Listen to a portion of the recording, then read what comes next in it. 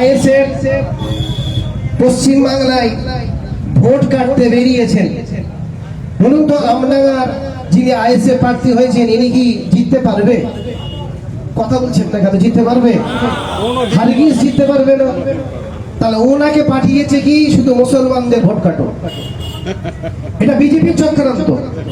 ওই জন্য মুসলমানদের তিনটে দল তৈরি করে দিয়েছে, একটা আইএসএফ, আর আমাদের একটা মুর্শিদাবাদের ফজা।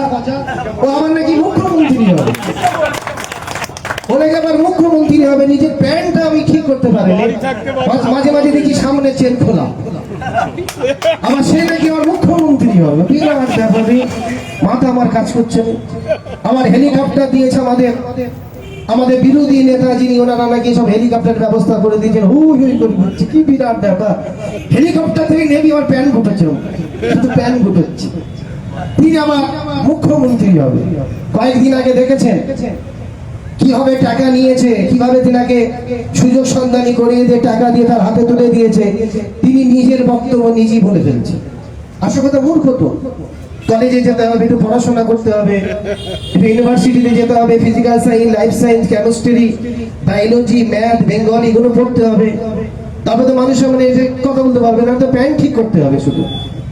অতএব ওই আইএসএফ যে দল বেরিয়েছে, ওরা হচ্ছে মুসলমানদের ভোট কাটো। ওই জন্য আমাদের আমডাঙ্গা যিনি প্রার্থী শুধু মুসলমানদের পাড়ায় পাড়ায় ঘুরছে, শুধু মুসলমানদের পাড়ায় ঘুরছে। আর মহিলাদেরকে দাঁড় করিয়ে বলছে, আমি তোমাদের কর্মস্থানে আমি দাফন হব, আমি মরে গেলে তোমাদের কর্মস্থানে আমাকে কবর দেবে। তোর ঘাট ধরে তোকে কবর থেকে টেনে তুলে আবার তোকে শ্মশানে নিয়ে আমরা পুরাবো। ছেলে খেলামি শুরু করেছো, ধর্মকে নিয়ে ঠাট্টা শুরু করেছো নাকি? এটা তোমার ধর্ম তোমার কাছে বড়, আমার ধর্ম আমার কাছে বড়। আমরা মরে গেলে কর্মস্থানে যাব, হিন্দু ভাইয়েরা মারা গেলে তারা শ্মশানে যাবে। তুমি মুসলমানদের পাড়ায় এসে বলছো আমাকে দাফন করবে তোমাদের কর্মস্থানে। এটা ইমাম সাহেব মেনে নেবে? এলাকার মানুষ মেনে নেবে তোমাকে? তার হাদিস, কোরআন, ফিকহ, উসুল, বালাগাত, ফারায়ে যেসব কিতাব সব ফালতু হয়ে গেল নাকি? এইসব দিয়ে ভোট চাইও না। তোমরা এসেছো, বলো আমরা ভোট কাটতে নেমেছি। অতএব আমি আপনাদের বলবো, 29 তারিখে ভোট আছে, আপনারা জোড়াফুলে ভোট দিন। আমি যে কথাগুলো দিয়েছি অবশ্যই কথাগুলো আমি রাখবো। যেহেতু আমি কাউকে বলিনি যে আমাকে টিকিটটা করিয়ে দাও, কারো সুপারিশ আমি ধরিনি যে আমাকে টিকিট করিয়ে দাও, কারো হাত ধরে বলিনি যে আমাকে টিকিট দাও। আমি মমতা বন্দ্যোপাধ্যায়কে ফুলফুরা শরীফে নিয়ে গেছিলাম মাহে রমজান মাসে। উনি আমার বাড়িতে ইফতার করেছেন। ইফতার করে এসে আমাকে একটা রাজ্যের দায়িত্ব দিয়েছে। কি দায়িত্ব দিয়েছে রাজ্যে আপনারা জানেন, আমি ওটা নিয়ে খুব খুশি। তারপরও আমাকে আবার টিকিট দিয়েছেন। তিনি স্বইচ্ছায় আমাকে দিয়েছেন, কাসেম তোমাকে টিকিট নিতে হবে। আমি কোনো কথা শুনতে চাইনি।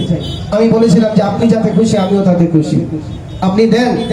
অতএব আমি আপনাদের বলবো, আপনারা আমাকে বিধানসভার গেটে পাঠান। আমি কথা দিয়েছি। আপনার কি সম্মান দিয়েছেন মুখ্যমন্ত্রী, কি পদে রেখেছেন আমরা জানি? 17 নম্বর সাধারণ সম্পাদক।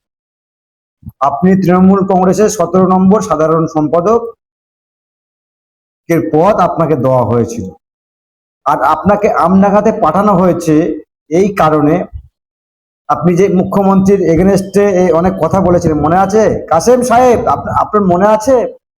চটি চাটা কাসেম সাহেব, আপনার মনে নেই?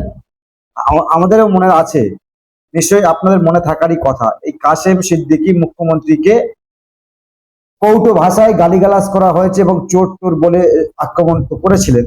এবং যেটা বলেছিলেন সেটা আপনারা অনেকেই দেখেছেন। যদি না দেখে থাকেন আমি একটুখানি শোনাবো কি আপনাদেরকে, কাসেম সিদ্দিকী মহাশয় কি বলেছিলেন। তো ওদিকটায় আমরা যাচ্ছি না, আমরা যাচ্ছি, ইনি কথাগুলো বলছিলেন। আইএসএফ প্রার্থী আমডাঙ্গার বিশ্বজিৎ মাইতি, নওশাদ সিদ্দিকীর মনোনীত প্রার্থী এবং বাম সমর্থিত বিশ্বজিৎ মাইতি তানার এগেনস্টে ভোটে দাঁড়িয়েছেন, ভোটে লড়ছেন। ভালো কথা, রাজনৈতিক ভাবে লড়তে পারে। যেটা খবর, এই কাসেম সিদ্দিকী বিশ্বজিৎ মাইতিকে যা তো বলার বললেন, নওশাদ সিদ্দিকী এবং তার দল আইএসএফ বিজেপির দালাল বললেন এবং ভোট কাটোয়া, বুঝতে পারছেন? ভোট কাটোয়া নাকি নওশাদ সিদ্দিকীর দল। এবং সব বিজেপি নাকি পাঠিয়েছে হুমায়ুন কবিরকে আর নওশাদ সিদ্দিকীকে মুসলমানদের ভোট কাটার জন্য। তো ঘুরিয়ে যদি আপনাকে বলা হয় যে আপনারা মুসলিমদের ভোট কাটছেন, মানে আমডাঙ্গাতে আপনি কতটা শিওর কনফিডেন্স রয়েছে জিতবেন আমরা জানি না, তবে আমাদের কাছে যে খবর রয়েছে, আমরা যে সমীক্ষা আঁকছি, আমডাঙ্গাতে আপনি গোহারা হারবেন। আর হারার জন্য আমডাঙ্গাতে আপনাকে পাঠিয়েছে, বুঝতে পারছেন? আমডাঙ্গাতে হারার জন্য আপনাকে ওখানে পাঠানো হয়েছে।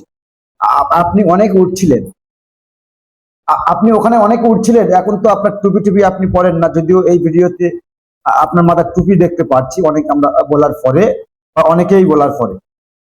ফলে আমডাঙ্গাতে যে সমীক্ষা, আপনি তো ওখানে প্রায় 20,000 ভোটে হারছেন ওখানে, যা সমীক্ষা।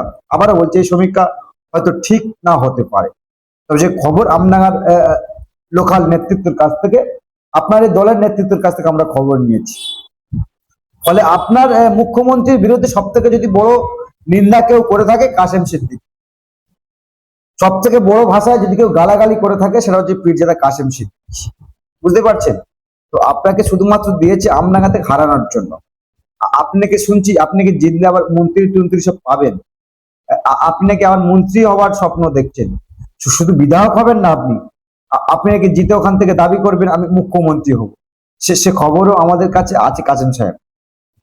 তবে এইটা দেখার বিষয়, আপনি যে কনফিডেন্স নিয়ে বলছেন না,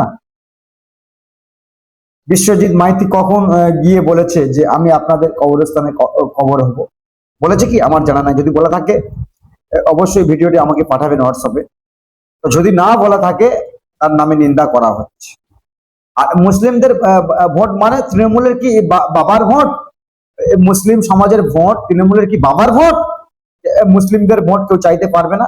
কাসেম সাহেব, আপনাকে আবারও বলছি, কথাবার্তা না একটু ঠিক করে বলুন। জাস্ট আপনি একজন পীরজাদা, তো পীরজাদা হিসেবে আপনি সম্মান তো যা হারিয়েছেন, এসব কথাবার্তা না, মানে ছেলে বাচ্চাদের মতো কথাবার্তা একটু কম করে বলুন। মুসলিমদের ভোট কাটতে বেরিয়েছে মানে, মুসলিমের যে ভোটগুলো তৃণমূলের বাবার ভোট, মুখ্যমন্ত্রীর বাবার ভোট, এই ভোটগুলো মুসলিমের কেনা। মুসলিমরা কোথায় ভোট দেবে সেটা মুখ্যমন্ত্রী ঠিক করবে, তৃণমূল ঠিক করবে? কথাবার্তা একটু জোবান সামলে একটু কথা বলুন।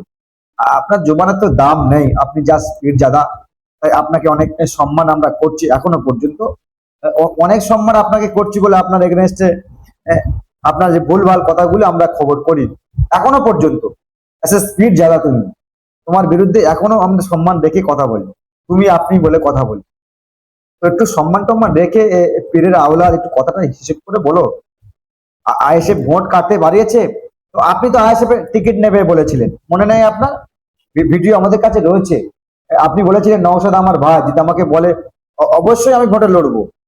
তো আপনাকে এখন দেখছি আইএসএফ যে আপনাকে নেয়নি, একেবারে নওশাদ সিদ্দিকী একদম জাস্ট ঠিক সিদ্ধান্তটা নিয়েছে যে আপনার মতো দুশ্চরিত্রমান লোকের দলে নেয়নি, আপনার মতো সুবিধাবাদ ধান্দাবাজ লোকের দলে নেয়নি।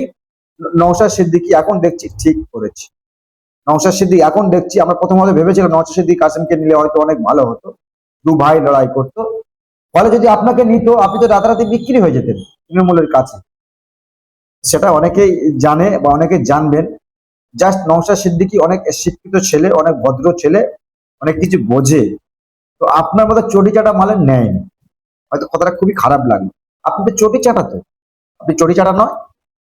পিছনের ভিডিওগুলো, পিছনের খবরগুলো আপনি দেখেন, আপনি কেরাম চটি চাটা। তো যে কথাগুলো বলছেন আপনি পীরজাদা, একটু সামলে কথাগুলো বলবেন, আপনার সম্মান হানি হচ্ছে। তো আপনাকে তৃণমূল পাঠিয়েছে এই কারণে, ওখান থেকে হারার কারণে, হারিয়ে একদম কালীঘাটে পাঠাবেন। তো আমরাও চাই আমডাঙ্গা থেকে আপনি বিপুল ভোটে হারেন, আমরাও তো চাই আমডাঙ্গা থেকে আপনি বিপুল ভোটে হারেন। আপনার জামানত তো জব্দ হবে কাসেম। দর্শক, ভিডিও যদি ভালো লাগলে শেয়ার করবেন, অবশ্যই কমেন্ট বক্সে কমেন্ট করবেন, নজর রাখবেন আমাদের।